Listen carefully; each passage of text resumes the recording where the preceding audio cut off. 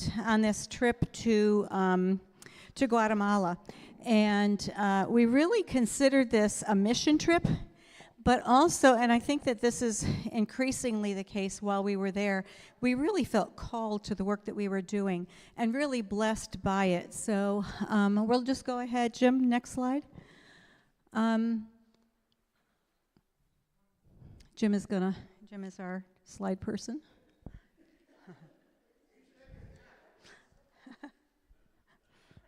Is it not cooperating? Not cooperating.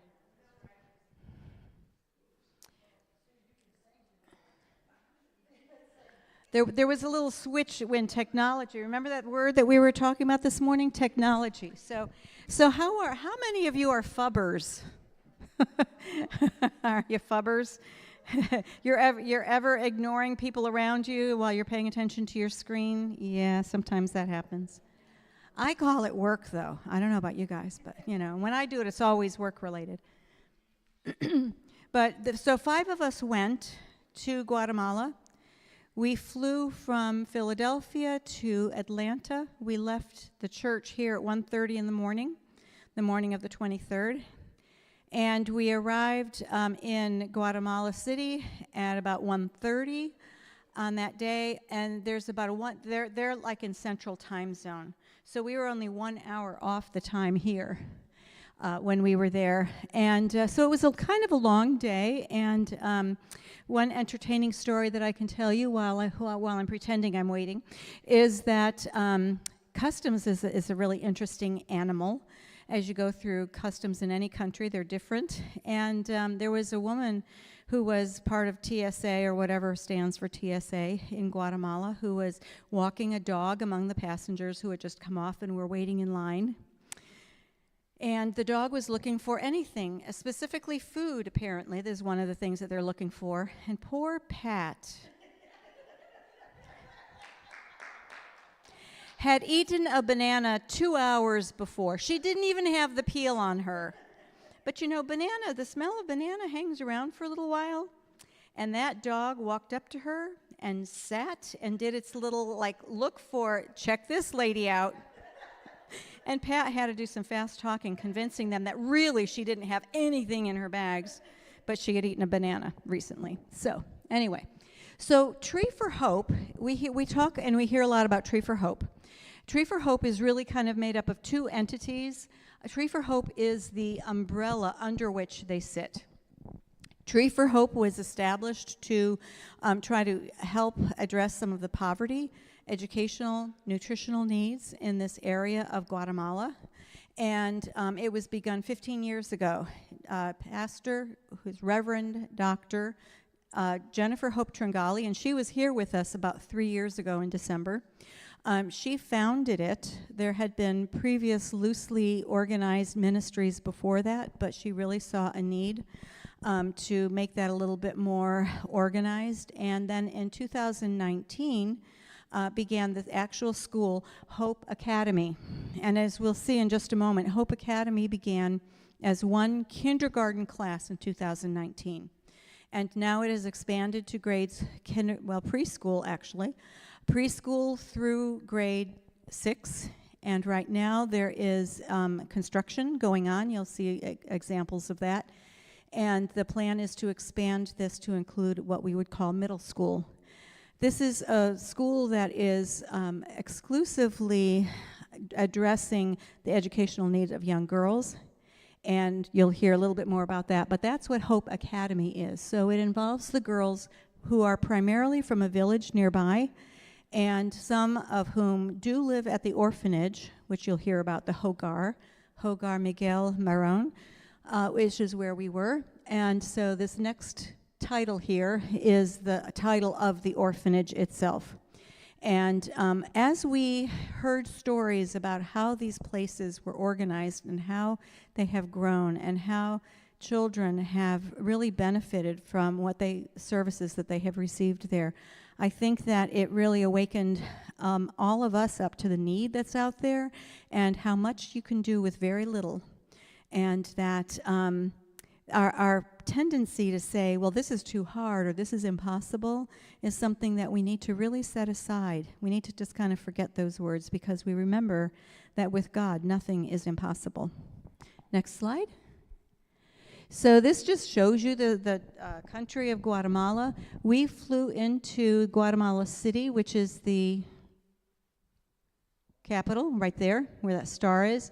Antigua is the city where we stayed. That's where the hotel was that we stayed at and where we had dinner each night. And from there, we were able to travel both to Hope Academy and to the Hogar.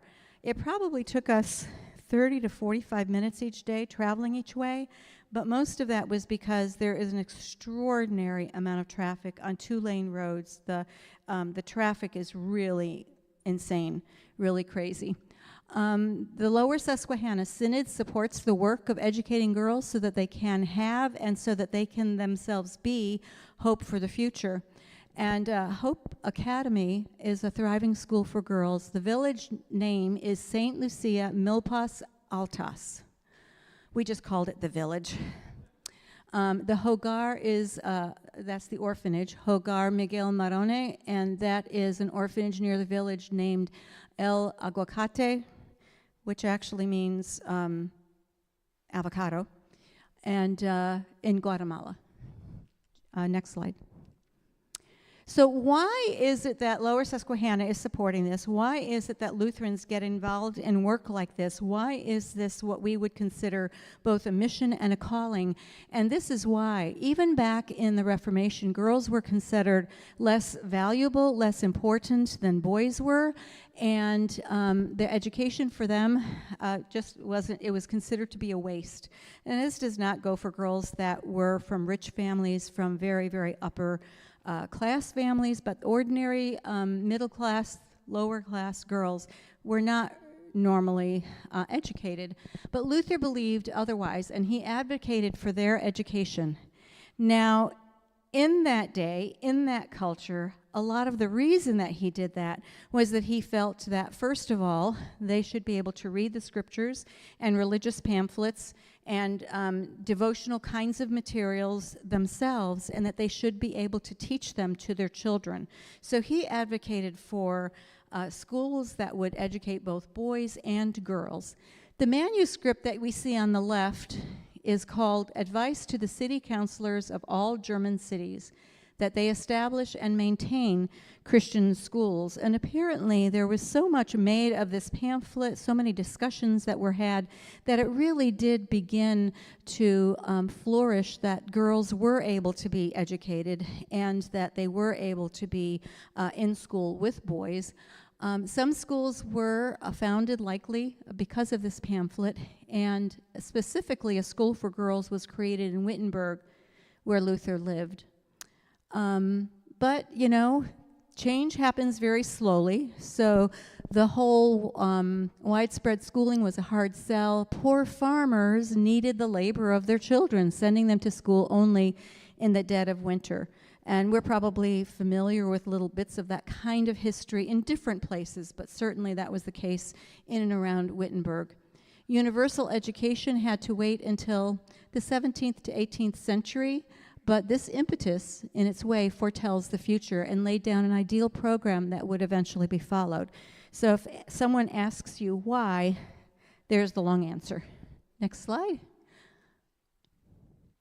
And so a motto of sorts for the Tree for Hope is the light of the world. We are the light of the world, creating a better future, a part of the global community. We are Hope Academy, and we are Tree for Hope, building international relationships rooted in service. Next. This might be hard for you to read, so I'm going to help you out here. Hope for the future. So young girls from the village that I told you about, the village of Santa Maria Milpas Altas is in Guatemala. They now have a chance to attend school, just as their brothers do, aided by an ELCA-affiliated nonprofit. El Aguacate, that village that I told you was near the Hogar, is a small village and home to approximately 800 families, many of which contain up to 8 children. Day laborers are common there, but the same cannot be said for work. Nutritious food is scarce. Growth is stunted in the majority of children from the village and surrounding region. Stunted growth left unaddressed will follow them into adulthood. And if you go to Guatemala today, you will notice that most of the men and women, but particularly you'll see it in the men, because women come in all kinds of heights, right? And men do too, but predominantly we expect men to, in general, be maybe a little taller than women. Most of the men that we encountered were no taller than me, and some of them were shorter than me. And that's the result of that kind of stunting that they received in their childhood and then later adult years. School is often deemed too expensive for children, especially for girls. So if you are in a family that has 8 children, you might send your oldest son to school because that's going to be most profitable. He's going to have the most hope for a future. Younger sons and the daughters are not probably going to be sent to school unless you are in an upper class family. And the result of that is that girls are generally not educated, and so they're locked in the system of poverty. What we do find is that if a family does send a son to school, in many of these areas, there is no tuition. Now, there is some tuition in some areas, but in these rural areas, in many cases, there's no tuition. But the cost of uniforms and all the school materials have to be purchased and supplied by the families. And that cost to just supply one son is usually in excess of one family's monthly income. So you can see the reason why, if they can only send one, perhaps the one that has the most opportunity to succeed is the one that's chosen to go.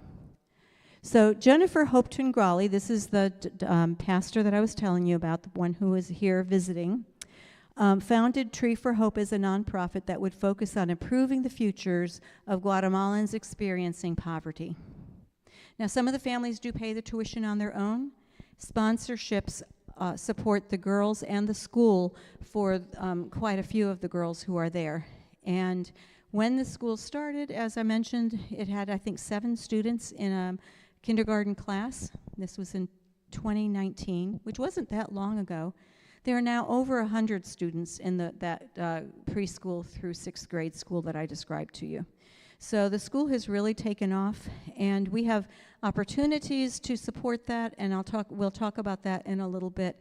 But this is what drives our hearts and our actions in this particular place.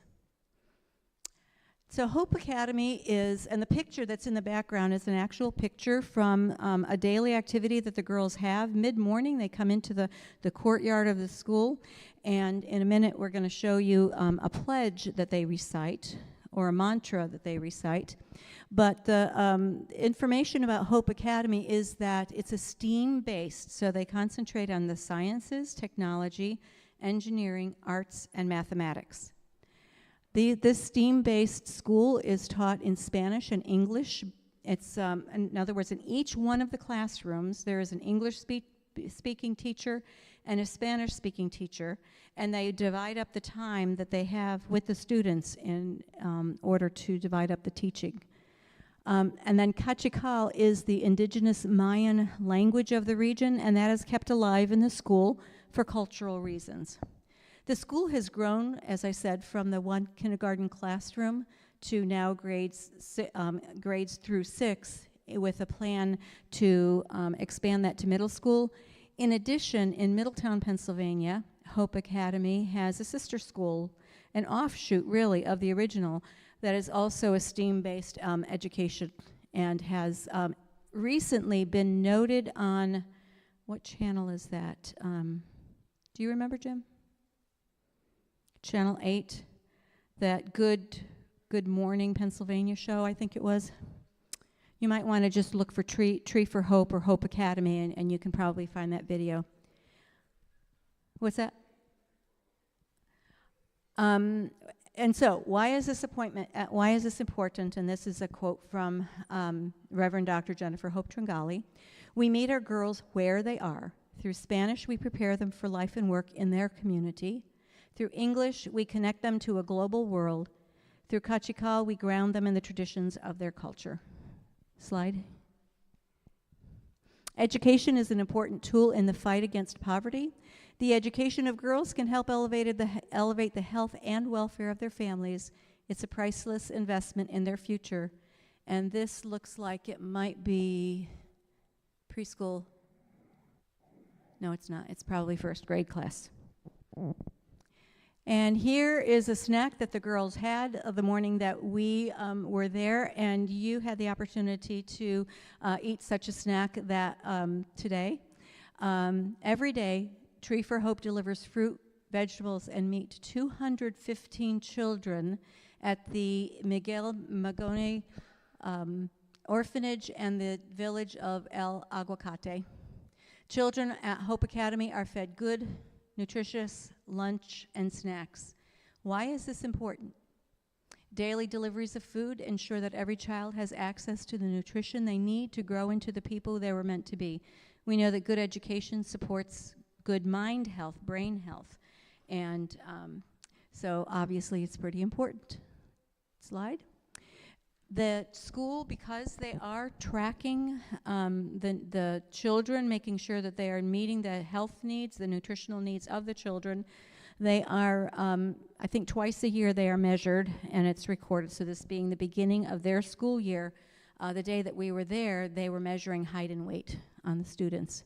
At the end of the day then, buses take them home to their village nearby and also to the orphanage. When the children first arrive on those buses, there is a mural, beautiful mural that has been, and it was so big, in order to really be able to read it and see it, it took 4 pictures. But what happens is at this bottom right is where that brown gate is where people end in, and it says Hope Academy, and then the pledge that we're going to look at in just a minute is written around it. Next, you see some flowers and also some figures that are painted on there, and the ones that we could recognize were Ruth Bader Ginsburg and Milela, and then some other characters from cultures around them and around the world where women have been very important in the ways of the world, either in ruling, in the services that they served, and were very successful. And so there's a model for them right there. Look, these women were educated, and look where education took them, and look how they served their community or their country by being educated. And then just some pretty various things.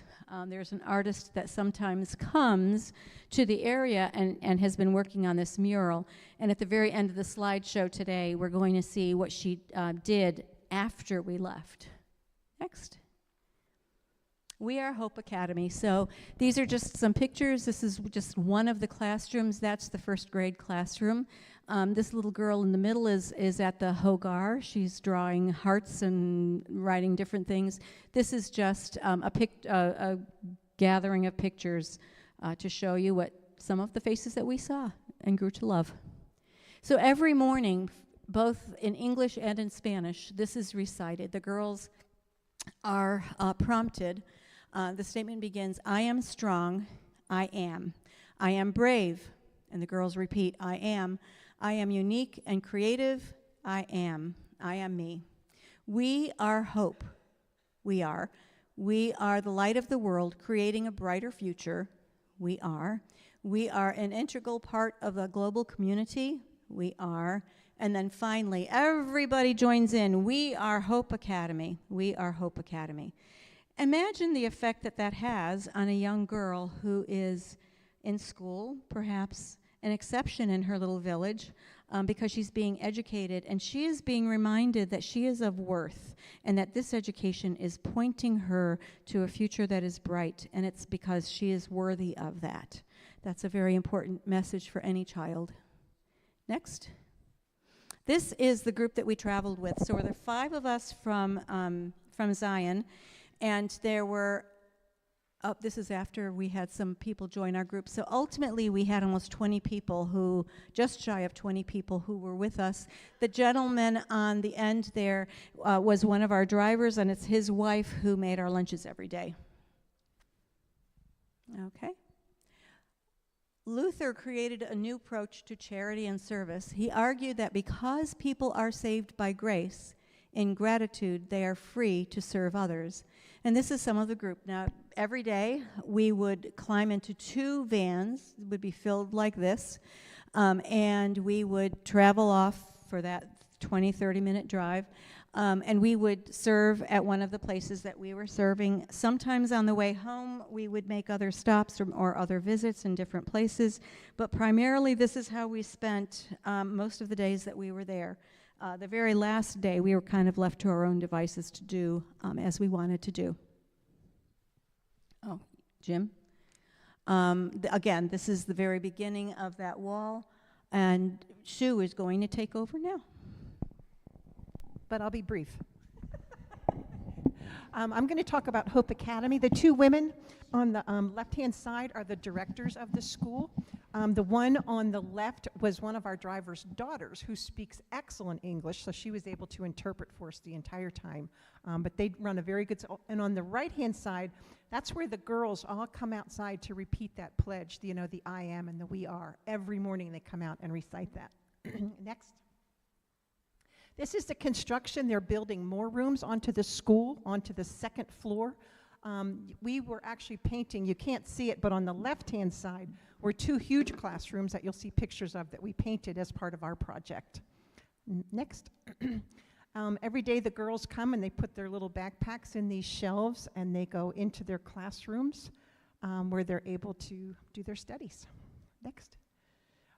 We had tea when we were there, not the hibiscus tea that we served you guys, but this was a different kind of tea that the kids made, and then they served us tea.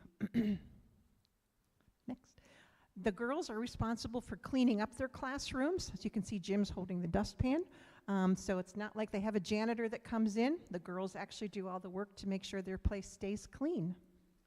Next. This was the classroom. The little girl that's got her arm around my shoulder is the little girl that Jeff and I have been sponsoring for her education for over a year. And when we went down there, I was actually able to spend the entire day with her in her classroom. So I was able to, just spend a ton of time with her. Her name is Deborah Elizabeth, which was really a fun time. And part of my talk is sponsorship. So there's multiple ways to sponsor kids. You can do education, you can do food. $30 a month provides all the food that a child needs for good nutrition. $100 a month provides for their education, their books, their transportation, uniforms, everything that they need for schooling. Next. And all that information was on those tables out there. So if you want to grab a flyer, don't hesitate going back in there and grabbing one. So everything they do, this is the little girl that Jeff and I sponsor. Everything they do at Hope Academy has a purpose. Here they were actually using a balloon and blowing air in it to move cups from one side to another so that they increase lung capacity. They don't do things just for fun. Things have a purpose there at the school. These are the girls, some of the girls from the school. This I pulled off their webpage. They put on the 2 little girls in the front that you can see. They were Siamese twins that were separated. So they each have one leg, and they've actually, they live at the orphanage, and they actually created all these machines, and these girls run around with these walkers that they have. I mean, it's just amazing how they take care of them.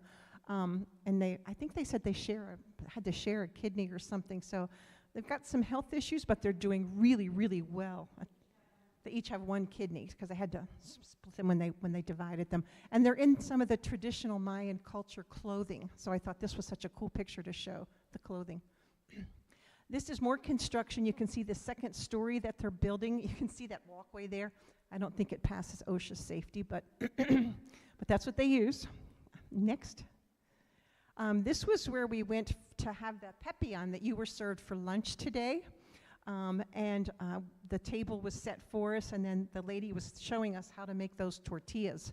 Some of us got it, some of us didn't. Next. This is what we tried to serve you today, but you can see this chicken was still on the bone. We took it off the bone for you, so you guys had it easy. But you would get it served like this, and then you had to pick the chicken off the bone and put it in your broth. Next. This is Pastor with Ruth, whose home, she opened her home and created that meal for us. So, next. Jade. Pastor Jim and I went on a jade tour, and I don't know if you know this or not, but jade all starts out as white, and when it comes up through the surface, whatever chemicals it comes into contact with determines the color, whether it turns blue, green, lavender, which is a new shade, which was very interesting. And you can see these people, this is typical jade attire. You can see the teeth in the skeleton. Wealthy people would have their teeth drilled and jade put in their teeth. Next. This is a typical burial on the left-hand side where wealthy people would be buried with, I think they said, 20-some pounds of jade. And on the other side, you can see another skeleton with the jade in their teeth. It was really fascinating. Next. They do all the beading by hand at this place where we went. The guy on the left is smoothing, and the lady on the right is putting the holes in the jade beads. And you can tell real jade, like the lavender jade, it's translucent. If you hold it up to the light, you can see light through it. If you can't see light through it, it's fake. So we learned a lot on jade. What's that? That's only the lavender, yeah. Next, I think I'm done.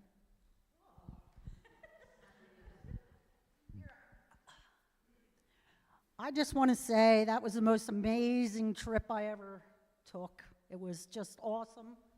The only thing we had to worry about was what time to get up, what time did we go to bed, if you weren't sleeping in a room with somebody snoring, and when are you going shopping? That's all we had to worry about. Everything else was taken care of. All our meals, our travel, everything. So, you know, here, this is just a picture of the kitchen. Go ahead. This is where they're working on VOTEC skills there. So they are building like welding, bakery, sewing machine. What am I missing? Sewing machine. Oh, and motorcycle repairs, because motorcycles are like their Ubers down there. When you're on them roads, that is just crazy. They're everywhere. Some women are riding them side saddle. It's just crazy. But so they need all them skills.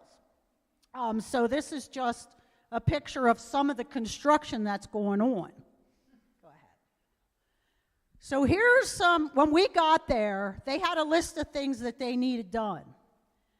You could pick what you wanted to do. So some of the stuff was dig trenches, Christmas decorations, take down Christmas decorations, paint the roof over at the girls' orphanage. Pat and I picked dig some trenches because we felt like that's something that we could contribute to. So this is one of the guys that was building the wall down there where we were working. You can go to the next picture. Here we are. So when we got there, there was a hill that was like 4 foot high and 5 foot wide that we had to move that mound of dirt. And once we got that moved, we had to dig a trench. That was like 15, 20 feet, 3 feet deep. You were in up to your hips. We had such a good group. By the end of the first day, we called ourselves the Earth Movers. We all had a nickname. There was Sam the Man, Mama Bear. Pat named herself. She was, what were you? Awesomeness. That's right. Awesomeness. But, you know, I was Dory. Something about Dory, dig, dig, dig, dig, dig. Yeah. But everybody that was there had it. We watched out for each other because it was hot. And that soil there hasn't seen water in I don't know how long. It was, but anyway, we got that done. So there we're just taking a break. There we're back at it, digging some more. We did that for 2 days, I think, right? 3. Oh, 3. Yeah. So go ahead. Pat's surveying our work. That's the ditch we dug. That was like digging through concrete sometimes. Next slide. Pat's checking out the guy that was working there. She's checking out his work to make sure it's level, right? But they were building that wall back there because they're putting in more buildings. They're going to build an office there. It's all about, making sure the kids can advance. There's the PennDOT crew down there. Actually, that was after we worked hard, so we were just taking a break. But the guy in the front, he'd come over and help us. They didn't have to do that, but they would come over and help us. Yes, one of the boys from the orphanage, yes. Go ahead. There we are. I mean, you can tell how deep we are in there. That was no small feat. I mean, Pat and I there, that was after we worked for a while. We just don't stand there and watch, right? We were in there with them, so. But you definitely need to get out of the sun every once in a while. Go ahead. So one of the things that we did is on Friday, the elders come down from the village, and when I'm talking about the village, it's very primitive, mud floors in the houses, but what amazed me is they had their best clothes on. They were so grateful, so clean, and I just didn't know what to expect. So we started off. I didn't know how I could handle this, but it was such a great experience. You can go to the next. So we started off with exercises. So the woman that puts the whole thing together, she's like in physical therapy, so we all did exercises, get everybody up, get them stretched out. Go to the next one. Then we would play games. We would help them, try to help them. We wanted to do whatever we could for them to make their day special, because I felt like them just being there made my day special. Such a connection you had with certain people. It was just awesome. You can see I'm pretty enthused with my table. I like to get them going, We had a good time. I just have to interject here. Karen, as far as I know, doesn't speak any Spanish. These ladies don't speak any English. And she had that whole table in that last picture, like singing and cheering and laughing. That's our Karen. But anyway, yes, we had a great time. Then they love to dance. I'm not really a dancer, but hey, when somebody comes up and wants to dance with you, you get up and dance. But here we had a Congo line going. They had so much fun. They took that one girl in the front, she took that pretty serious. She was coming through there with some moves, man, but they loved that. Next slide. You can see, that was the one, right? She was putting the moves down, but they loved that. Here's some people, one of the, that was Brian that was with us, dancing with the lady. They just loved that. Next slide. You can tell everybody's having fun, just dancing away. Go ahead. This story, this woman here on the left, she's from the village and she's a double amputee. Well, Sam, the guy pushing the wheelchair, and his father, they went to the village and got her and brought her down. And then once they got her down there, him and his mom, Sam and his mom danced with her, which that just made your heart happy. You can tell she was having such a good time. On the right there, that is Karen, who is like running the orphanage, and Susan, who put the whole thing together, dancing up there, awesome people. Next slide. So we also did crafts with them. They were so proud of this stuff. Each of them got a cloth. We gave them stamps and all kinds of stuff. And I mean, they were serious about this stuff. They were really impressed, and I started taking pictures of people with their craft, and it ended up that I went around the whole Everybody wanted their picture taken. Even though they weren't going to see it again, they wanted their picture taken because that was special to them. And just, you know, when they left to go home, every one of them wanted a hug. And it was just so awesome. I don't know how to explain it. You just felt a connection to them. It was just, did I say awesome? Yeah, I did. It was awesome. And as you can see, everybody wants a hug. Everybody's lined up. We were just with such a good group, and everybody was just awesome up there. Next.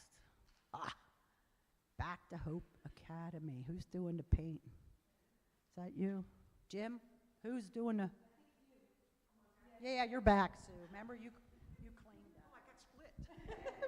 Oh, this is a painting that we did. We did the second floor. There were 2 huge classrooms, and we had to paint the outside and the inside. And we got that done the week we were there. Next. And they were tall ceilings, too, like really tall. That's Pat, and that tinted work is where the construction's going on behind it. And then you can see that yellow up there where they're painting. I think you can see the back of Pat.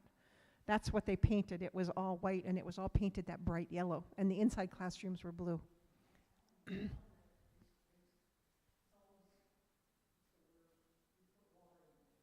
Oh, yes. Oh, they stretch their paint by getting these big buckets of it, and then they pour water in it. So it was like, oh, okay. And then you stir it up, and then you paint with it. So we did that. So you can see here again, they're painting the outside of the buildings, a beautiful woodwork, it's not fake stuff, it's like wood. It's beautiful that they're building the school with. Is that Karen on the ladder? I don't think that's OSHA safe, but we also painted back behind the kitchen. They wanted to stencil. That's where the teachers go at Hope Academy when they have their lunch break. Next. Again, you can see how high the ceilings were that we had to paint all the way up to the top. And at the end, you'll see a beautiful mural that they put on that wall. Just last week or the week before, they had a painter go down. And it's Charlotte's Web, and it's awesome. This was our group again out on the, before it got painted, that's the color it was, that off-white, and now it's bright yellow. This is our whole group that we traveled with. And there was no drama in our group, too, which was absolutely awesome. Being with that number of people and no drama. Next. We got, with your donations, we went to several stores to buy things for, we got a whole list of things that they needed. The Pampers were for those Siamese twins that they go through a lot of diapers. We had shelves, we had shampoo, all that purple stuff is shampoo for the orphanage. So we were able to buy a ton of stuff at the stores. Your dollars go really far. So we did that with the donations that you guys gave us. So.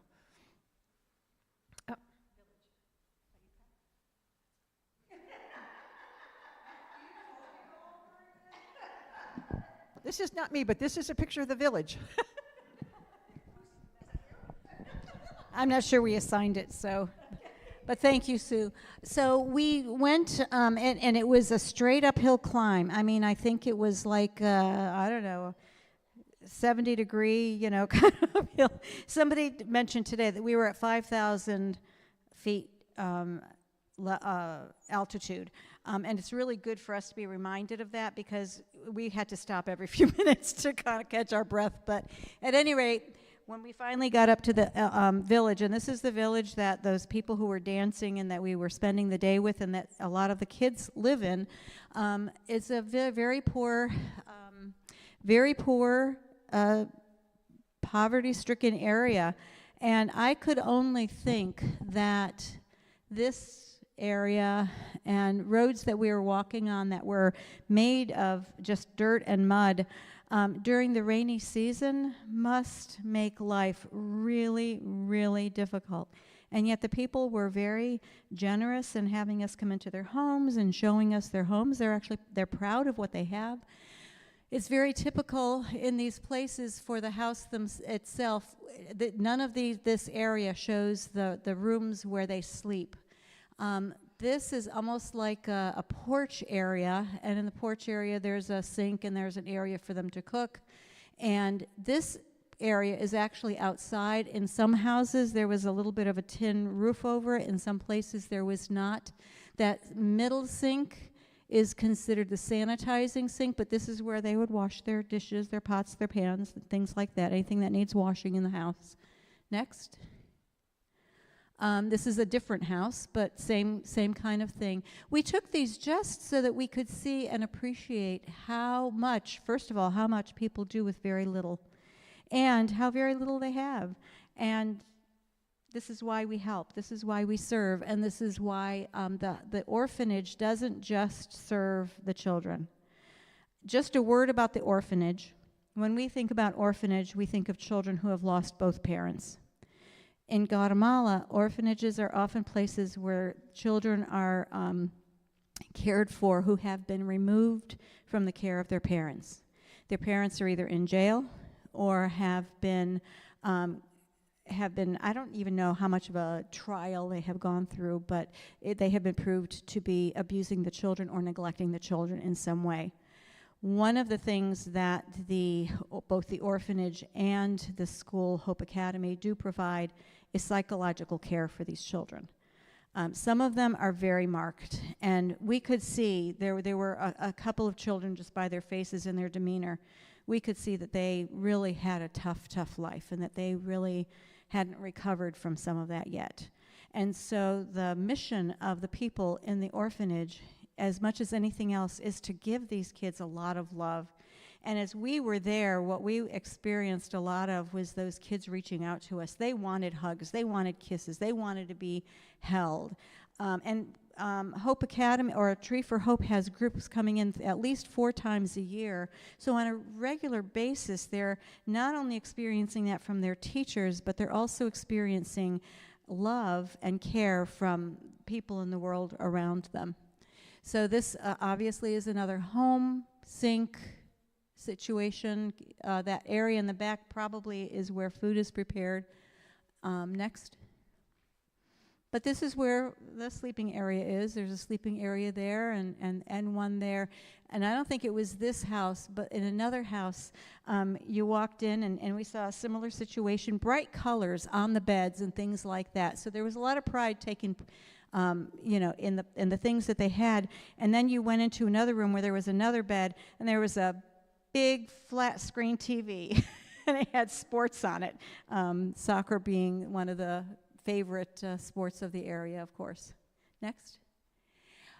Then this is the one with the yellow and the pink. That's the one I'm referring to as being very colorful and very taking some thought and care, just like any other kids would, of the area that they're sleeping in. One of the houses, one of the families had an area where they had quite a few chickens. These are all little areas here. We got to hold chickens. There's the rooster. There was a turkey there. And they use them both for the eggs and, of course, for food. And the eggs bring them not only food for their own family, but some income into the home. They take them to the market. Next. This is just more area, and just to show you the poverty of the area, nothing is thrown away. People reuse things. They invent other ways of using things. And so this may look like a mess for you, but the part of that is because they took things that you and I probably would throw away, and they made a good use of them. And this is what serves as a staircase from the road, which is, I don't know how many feet below the level of the doorway, but for the best that I could tell is that they look like they're sacks of cement that were left. The rain came and hardened them, and so they serve as stairs now. And that was one of the families. This is Ruth. There was actually a better picture that I couldn't locate last night that Sue sent me, but this is Ruth, who was the lady who made the dinner upon which yours was planned today. She brought us into her home, and she does this routinely with groups from Tree for Hope, so that we would experience a Guatemalan meal. While we were in her house, she, her mother, her cousins, her daughter, there were several people who had like little shops set up inside her home so that we could buy Guatemalan goods. See the earrings? I think they came from there. Yeah, what you can't see, and maybe I have it in another place in the presentation, but she had a whole stack of hats on top of her head. Very, very high. I actually have a hat, and I just didn't think about bringing it today. But, and then all kinds of things, all handmade, and she walks around a central park in the town of Antigua, and she sells her wares. The day that we were there and caught her there, her daughter was also selling different items, jewelry items. So a lot of the families do make these beautiful items, and tourism is very important because there are people who want to buy these items and take them home with them, which we did plenty of, as I think it was Sue that said that we had plenty of opportunities for shopping. So next slide, please. This fountain is in the middle of that central park. This picture was specifically taken to show you what the roads in Antigua look like. These roads are cobblestone, I suppose you would say. They were laid in the 15th century. Antigua is a UNESCO World Heritage Site, so they cannot tear up these roads. If there is, I imagine that they had to lift up the stones to lay pipes because pipes are laid under them. And in order to fix a pipe or anything else, utilities that are running under them, there are men that go out with pickaxes, and we saw this in action while we were there. And in the heat of the day, they're out there removing moving the stones to the side so that they can address whatever the problem is, and then they replace those cobblestones. This is actually terminology that I got when I was in Africa. And I shared with people who were with me. When you ride in the back of a van, a minivan, on these roads, you get a free massage. But there are a lot of motorcycles. As Sue said, there are a lot of motorcycles up and down these roads. I don't know how they do it. We had one free day. It was the day before we left, and this is Sue Kern. She is a volunteer who has been going back and forth. She's the lady who is also a physical therapist, now retired, and she has just grown a love for Guatemala. She actually purchased a very small house there in the hills, but she, as a volunteer, guides all of these groups and helps organize them, and it's phenomenal work that she does, and she does it just for the love of the people of Guatemala. And you know the other folks there, right? Okay. So on that very last day, while Sue and Jim and I were safely in town, shopping, checking out the Jade Museum, Pat and Karen went on an ATV drive up the side of a volcano. These pictures, I think, kind of speak for themselves. They say they had a load of fun. I may never experience that much fun. Next. So thank you for all of you who helped us to get there, just in terms of giving us, I don't know, I think it was in the other set of slides. There was a picture of us sorting through all of the donations that not only came from the 4 big suitcases that we brought that just had donations in them, and then all of the other people in the group also brought similar bags, at least one, that was just full of donations. And we had quite an ordeal the first night just sorting them to make sure the things that went to the orphanage were set here and the things that went to the school were set there. And both entities really thanked us, thank you. And when Sue was showing the picture of the car and the bag, the carts all loaded up, they have a store that's very similar to a Costco. And that's where we were when we were getting those big things.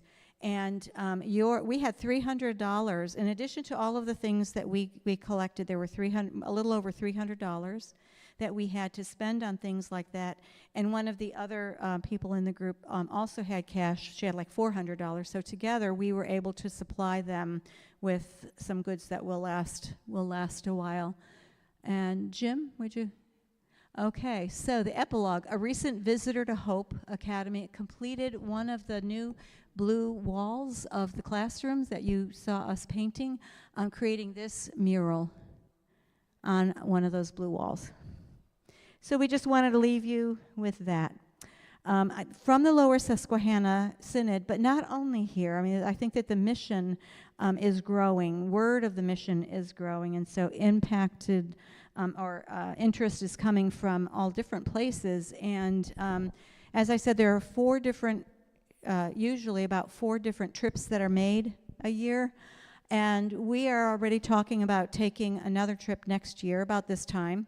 I know that there were a couple of people who were interested in coming on the trip, but they were not able to work it out with their schedule this year. So if that is something that interests you, keep that in mind. In the next couple of months, we'll probably have just an exploratory meeting, not anything that would have you commit to anything, but that would just offer you the opportunity to get some information, and maybe we could think about some dates that would work for folks. But I just did want to plant that seed today.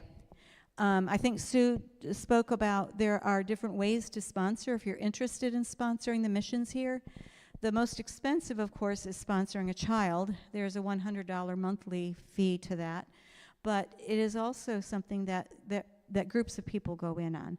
So you can get together a group of 3 or 4 people who are committed and want to do things that way. I do have some pictures of girls, I think 4 or 5 pictures of girls who are looking for sponsors. And if it's something that you're just interested in, you can certainly come to me. I can show you those, and we can have a conversation. I can refer you to the people that you would need to speak to. But there are other ways to support as well, and Sue mentioned that information is out there on the tables. So thank you all very much. Oh, I am so sorry. Jim put together his own PowerPoint, and so he is a man of few words. You'll probably be very happy for that, because I'm not. And there you go. Jim, take it away. You have to speak into a mic. You'll need the mic. It's coming. Now, yes, so we got to paint a roof of a castle. So that's the entrance to Hogar. If you go north, that's where the technical school is being built. If you go south of that, that's where the girls, both dorm and the school, is located in the orphanage. So as you go down towards that, you go through a gate, and that's where they park the school buses, but you'll see a carriage, and you'll see that wall where they have princesses there. So that's appropriate for a castle, isn't it? And then you see the castle. And around the castle, you see lots of trees. And if you recognize that kind of tree, you'll realize that that's a pine tree. Well, you notice that there's lots of pine needles all over the roof of that castle.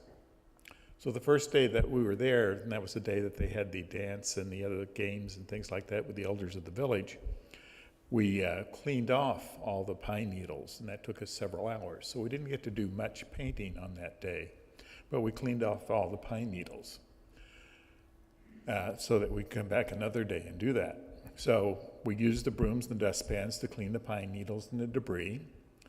We had 4 gallons of white paint and 2 of red. We used paint rollers with extensions.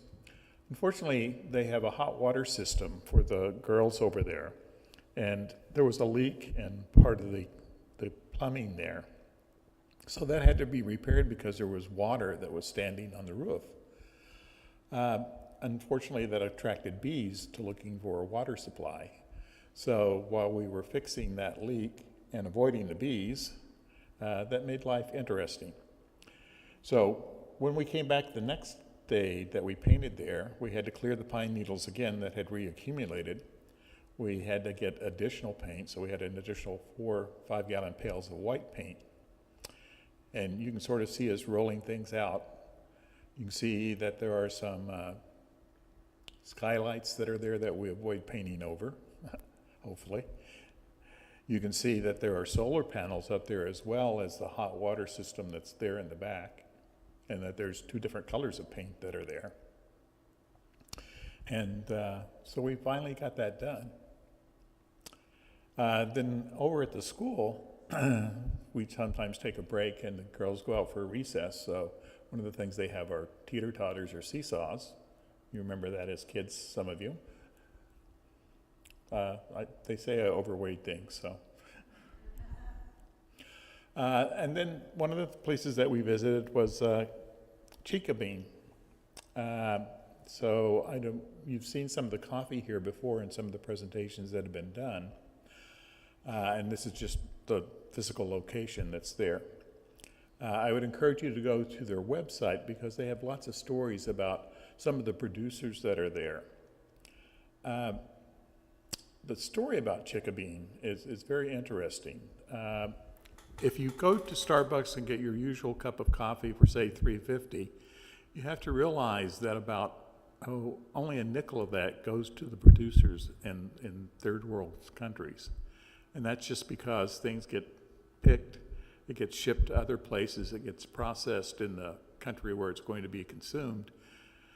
So they did a different model with the Chica Bean coffee, and they work with the local women producers because about 70% of the picking that goes on and the producing that goes on is by women.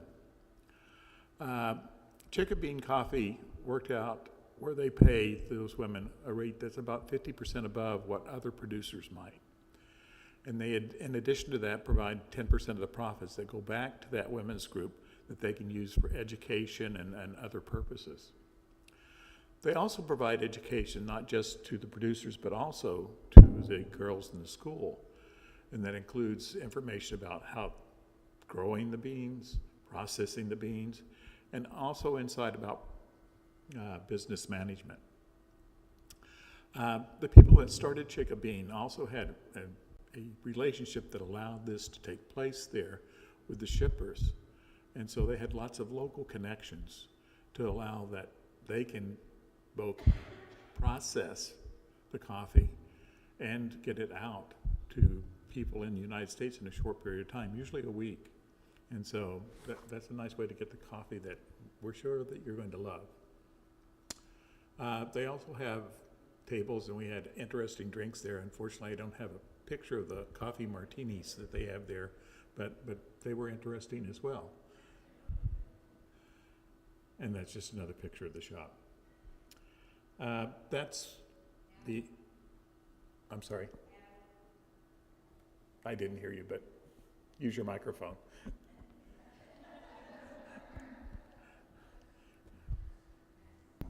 That is Abby. Thank you. And she gave us a rundown about coffee and how it's produced and the relationships they had with the local producers and things like that. So there's 4 different processes of harvesting processing the coffee. That's the harvesting the cherries, dehulling the cherries, drying and fermenting, and I didn't realize that they were fermented, but they are, and roasting the beans. And a lot of these processes for other countries, it takes place. They just harvest the cherries, they put them in shipping cartons and transport them to where they're going to be consumed. But here they go through all the processes of those 4 steps. I don't know whether you've seen it. If you look out the window that's out here in the narthex, they have some of the coffee beans out there so that you can see them. But it starts out as a cherry, then they take the hull off, then you have the green coffee, and then once you roast it, well, you get the color, and depending on how much you roast it and how you roast it will depend on how dark that it appears. And then you heard about different processing for the coffee. The natural process is where they just put it out to dry in the sun after they take the outer coating off. The washed one is where they do that and they leave it to do more of the fermenting that takes place. The honey is a hybrid between the washed and the natural process. And it can be categorized, as they said, yellow, red, or black honey, depending on what the mucilage is. And then it delivers the flavors as it describes there. And then the wet hold, which is more common in places where they have heavy rainy seasons, Indonesia, some parts of Africa. And then at the end, of the last day that we were working at Hogar, they said, hey, why don't you make a sidewalk so the girls don't have to walk out on the road? So we ended up clearing a part of the side of the hill all the way from the front gate down to where the entrance to the castle is. And everybody got together, and probably 18, 19, and several of the kids there worked and made that sidewalk a place where they can walk off the road to get one place or another. So it worked out very well. And I'm done.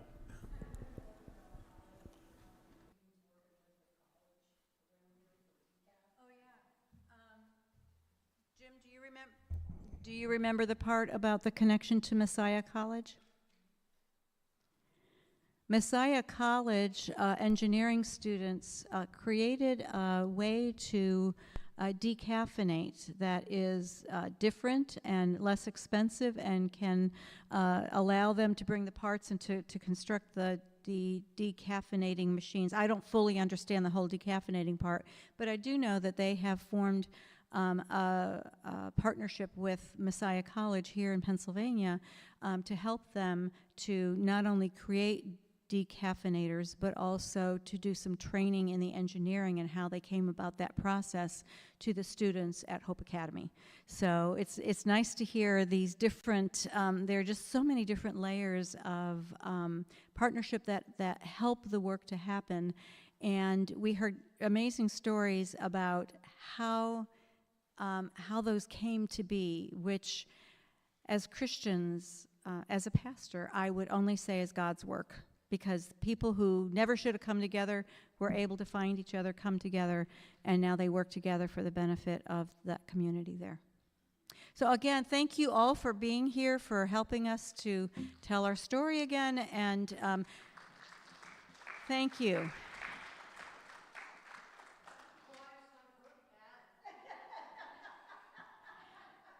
Pat supervised the...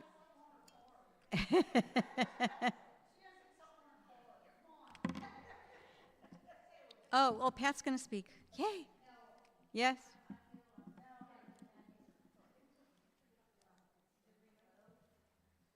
It takes a minute. Hold it. Try it now. Hello? There you go. Darn, she says, darn.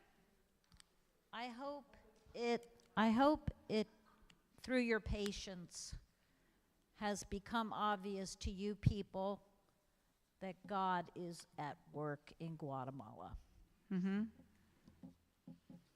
It's just an oasis in an area that needs it. And the school, the orphanage. If I were to pick a verse to categorize our experience, it might be Ephesians 3:20.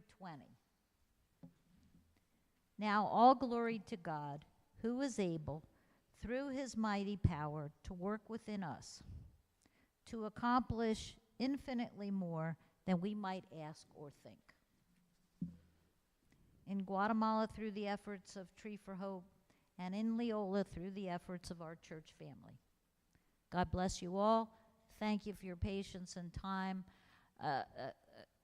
It was a fabulous opportunity, and I hope we were able to share some of how awesome it truly was.